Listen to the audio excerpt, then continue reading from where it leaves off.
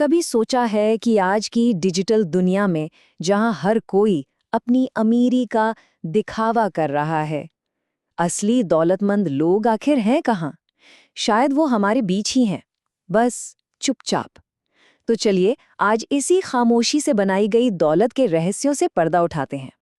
जरा सोचिए, ऑफिस में एक वो सहकर्मी है जो हमेशा साधारण से कपड़े पहनता है और दूसरा वो जो हर हफ्ते नई गाड़ी की फोटो डालता है।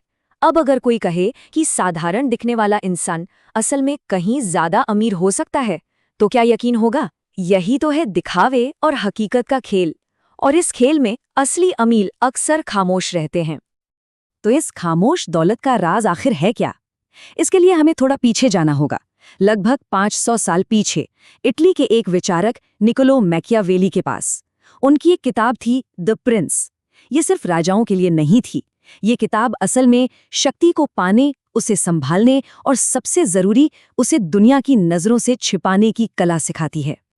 हम मैकियावेली के उन्हीं पुराने सिद्धांतों को आज के जमाने में दौलत बनाने के लिए इस्तेमाल करेंगे। पर एक बात याद रखनी होगी, ये कोई रातों रात अमीर बनने का फॉर्मूला नहीं है, बल्कि ये सोची समझी रणनीतियां हैं। तो सबसे पहला नियम क्या है? वो है खामोशी। अगर चुपचाप अमीर बनना है तो सबसे पहले अपने चारों तरफ खामोशी की एक मजबूत दीवार बनानी होगी। ये खामोशी की दीवार 3 स्तंभों पर टिकी है। पहली बात, अपनी सफलताओं का ढिंडोरा न पीटें, क्योंकि लोगों की नज़र बहुत जल्दी लगती है। दूसरी चीज, अगर सोशल मीडिया कमाई का जरिया नहीं है तो उस दिखावे की दुनिया से दूरी बनाना ही बेहतर है। और तीसरा, क्या आपके दोस्त भरोसे के लायक हैं? ऐसे साथी चुनें जो आपके राज को राज रख सकें। और ये बात दुनिया भर में सच है। देखिए, वॉरेन बफेट आज भी अपने उसी पुराने घर में रहते हैं। या भारत में ही देख लीजिए, रतन टाटा या अजीम प्रेमजी। इन्होंने अरबों डॉलर की कंपनियां खड़ी कर दी, लेकिन इनकी जीवन शैली हमेशा सादी रही। क्यों? क्योंकि वे समझते हैं कि असली ताकत दिखावे में नहीं, छिपाने में है। ठीक है, तो खामोशी की दीवार तो बन गई, लेकिन अब इस दीवार के पीछे दौलत का महल कैसे खड़ा किया जाए? चलिए अब बात करते हैं दौलत बढ़ाने के एक्टिव तरीकों की। सिर्फ खामोश रहना काफी नहीं है। अगर पैसा सिर्फ बैंक में पड़ा है तो असल में वो बढ़ नहीं रहा, बल्कि घट रहा है। कैसे? महंगाई नाम का एक अदृश्य चोर है जो हर साल आपकी बचत का लगभग 7% हिस्सा चुपचाप चुरा ले जाता है। तो इसका हल क्या है? अपने पैसे को काम पर लगाओ। हर रुपये को एक सैनिक की तरह समझो, जिसका मिशन है और पैसा कमा कर लाना। उसे बैंक में बेकार पड़े रहने मत दो। SIP या PPF जैसे आसान तरीकों से निवेश करो, ताकि पैसा आपके लिए काम करे, आप पैसे के लिए नहीं।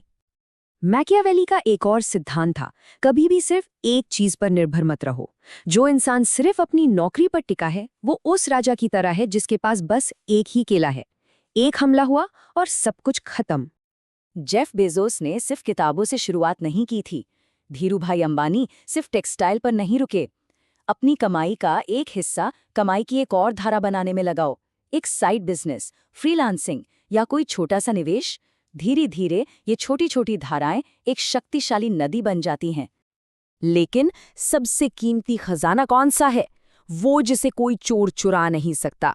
पैसा तो आता जाता रहता है, लेकिन आपका ज्ञान और आपका हुनर वो हमेशा आपके साथ रहता है। यही आपकी असली दौलत है। आज के ज़माने में डिग्री से ज़्यादा हुनर की कीमत है। डेटा एनालिसिस, डिजिटल मार्केटिंग या कोडिंग जैसे स्किल्स सीखिए, जिनकी बाजार में सच में मांग है।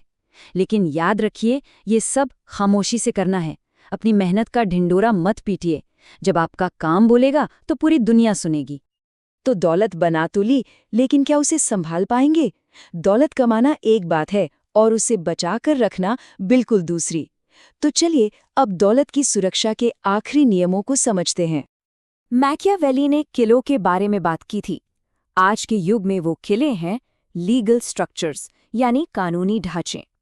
ये वो अदृश्य किले हैं जो आपकी संपत्ति की रक्षा करते हैं। इसका सीधा सा मतलब है अपने घर और अपने काम को अलग अलग रखना। अगर कोई बिजनेस है तो उसे कानूनी तौर पर रजिस्टर कराएं। ये एक सुरक्षा कवच की तरह काम करता है।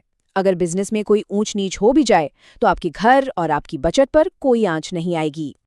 लेकिन सबसे बड़ा किला बाहरी नहीं, बल्कि आंतरिक है। जी हाँ, पैसों पर काबू पाने से पहले खुद पर काबू पाना जरूरी है।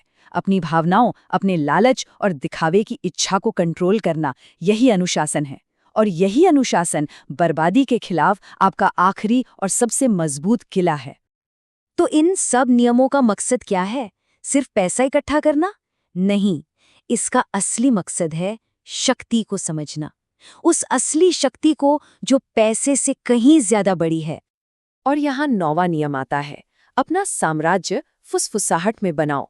असली शक्ति अदृश्य होती है, विरासत चुपचाप बनाई जाती है और उसका असर पीढ़ियों तक महसूस किया जाता है, न कि एक पल में देखा जाता है। इस पूरी चर्चा का निचोड़ बस यही है, जो लोग शोर मचाते हैं वे ध्यान चाहते हैं, तालियां चाहते हैं, और जो लोग चुप रहते हैं वे साम्राज्य बनाते हैं जो पीढ़ियों तक चलते हैं। असली जीत हमेशा निजी होती है। तो अब सवाल ये उठता है कि असली दौलत क्या है?